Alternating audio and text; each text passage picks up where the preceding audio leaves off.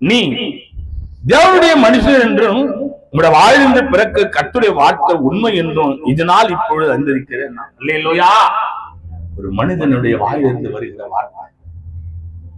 அப்போ நீ பிறரை கெடுக்கணும்னு நீ நினைச்சா முதல்ல நீ தான் கெட்டு போயிடுவ. இன்னைக்கு செய்தி பார்க்கிற எத்தனையோ பிள்ளைகளை எத்தனையோ பேருக்கு சூனிய வைக்க போற. இல்லையா? சூனியம். அவங்க நல்லா இருக்க கூடாதுன்னு நீ நினைக்கிற பாரு, முதல்ல நீ தான் கெட்டு போயிடுவ தவிர அவங்க நல்லா தான். சூனியம், மந்திரம்,